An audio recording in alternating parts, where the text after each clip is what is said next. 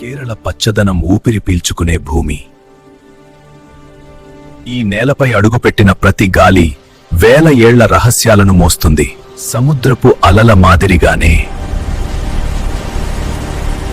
కాలం కూడా ఎన్నో కథలను దాచుకుంటూ ముందుకు సాగుతుంది. ఈ ఆలయం ఒక నిర్మాణం కాదు, ఇది భక్తి, ధర్మం మరియు రహస్యాల సంగమం. ప్రతి రాతిలో కాలం ముద్ర వేసిన ఒక నిశ్శబ్దమైన కథ దాగుంది.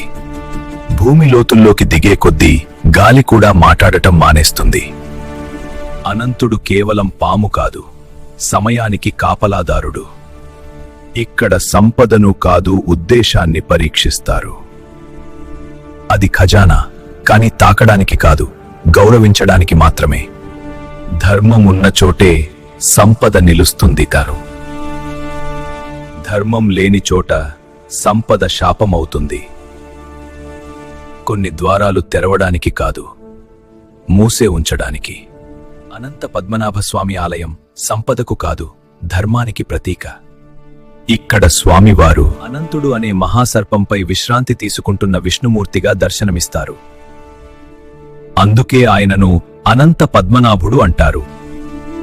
చరిత్ర ప్రకారం ఈ ఆలయ మూలాలు 2000 సంవత్సరాలకు పైగా పురాతనమైనవి. ప్రారంభంలో ఇది ఒక చిన్న క్షేత్రంగా ఉండేది.